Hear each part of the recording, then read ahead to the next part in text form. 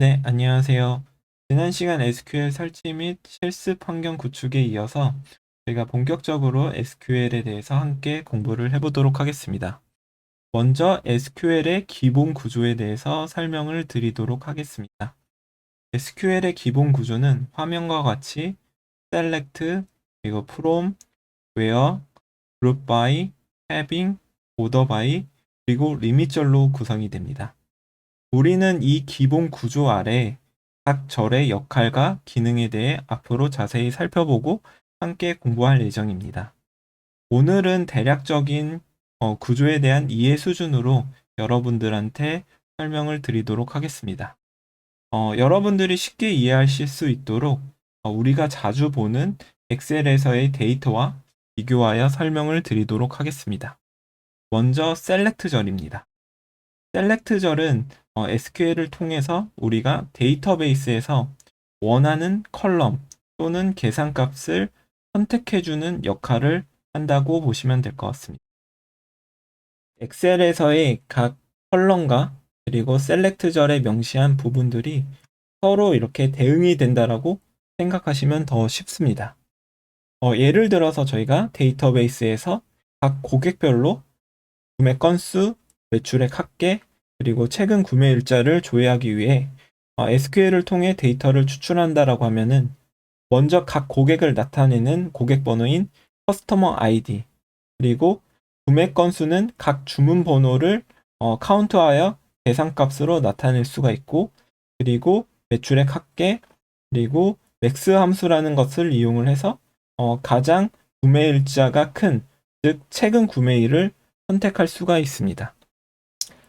SQL에서는 셀렉트절에 명시된 각 컬럼만이 데이터베이스에서 선택되어서 그 결과값이 반환되어 보여진다라고 생각하시면 더 쉽습니다. 그리고 프롬절은 테이블을 명시하는 부분인데 SQL에서는 보통 저장된 데이터를 하나의 통에 담아두지 않고 각각의 주제 영역별로 대부분의 데이터를 따로 저장을 하고 있습니다. 따라서 우리는 우리가 원하는 정보가 담겨져 있는 통, 즉 여기에서 이를 테이블이라고 부르는데 어떤 테이블에서 데이터를 가져올 것인지를 명시를 해주어야 합니다. 이 예제에서는 고객의 주문 관련 정보 데이터가 담겨 있는 거래 테이블인 트랜잭션 테이블에서 데이터를 가지고 온다고 이 프롬절에 명시를 하였습니다. 다음으로 웨어절입니다. 웨어절은 엑셀로 따지면 필터 기능을 의미합니다. 즉 데이터에서 웨어절에 명시한 조건에 충족된 데이터만 필터가 됩니다. 이 예제에서는 매출액을 나타내는 total AMT라는 컬럼에서 그 데이터 값이 0보다 큰 데이터만 선택하겠다라는 조건이 여기에 명시가 된 것입니다. 다음으로 그룹 바이절입니다. 그룹 바이절은 이 예제와 같이 특정 컬럼을 기준으로 집계를 하는 계산을 수행할 때 그 기준이 되는 이 컬럼을 반드시 그룹 바이절에 명시를 해주어야 합니다. 이 예제에서는 고객을 기준으로 각각의 계산을 수행하기 때문에 고객의 기준인 이 커스터머 아이디를 그룹 바이절에도 반드시 명시를 해주셔야 합니다. 다음으로 해빙절입니다. 해빙절은 앞서 웨어절과 같이 데이터를 제한하는 필터 역할을 한다라고 보시면 됩니다. 다만 웨어절과 다른 부분은 위 셀렉트절에서 계산된 결과값을 기준으로 최종적으로 데이터를 반환하기 전 계산값의 기준에 필터를 적용하여 이 조건을 충족한 데이터만 반환을 할 수 있게 하는 역할을 한다라고 보시면 될 것 같습니다. 즉, 이 예제에서는 이 셀렉트절에서 주문 번호를 고유하게 카운트한 그 결과값이 2보다 크거나 같은 값만 최종적으로 데이터에 나타나지게 되는 것입니다. 따라서 실제 SQL에서는 웨어절과 해빙절을 같이 썼을 때 웨어절이 먼저 수행이 되고 나중에 해빙절이 수행된다는 점을 참고하시면 될 것 같습니다. 다음으로 오더바이절입니다. 오더바이절은 엑셀에서 정렬 기능과 같이 데이터를 나타내는 순서를 지정할 수 있습니다.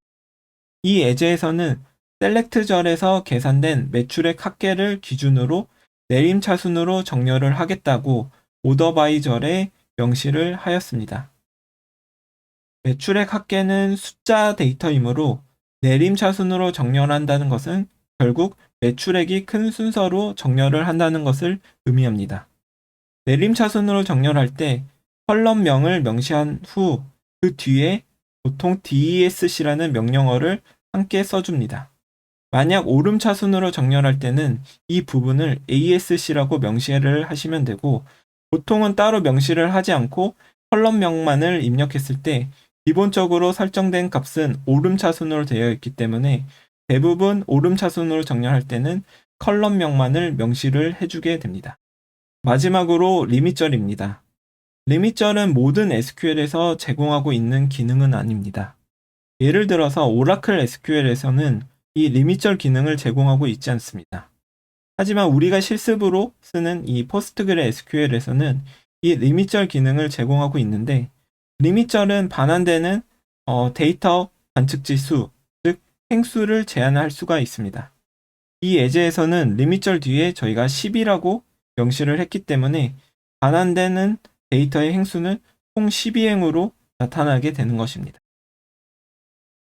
네, 지금까지 전반적인 SQL 구문에 대한 구조에 대해서 간단하게 설명을 드렸습니다.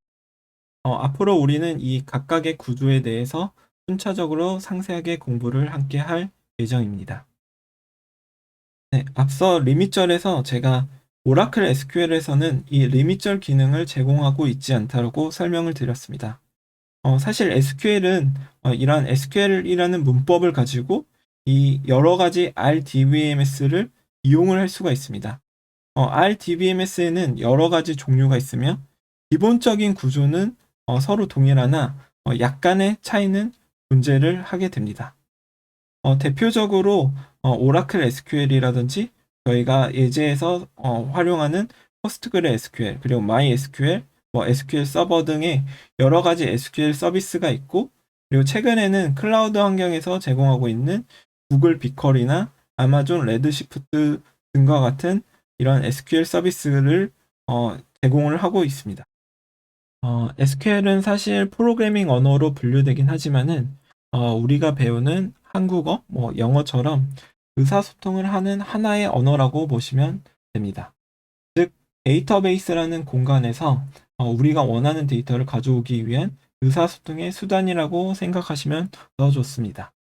SQL은 사실 상당히 구조적이고 그리고 집합적이면서 선언적인 언어라고 할 수가 있습니다.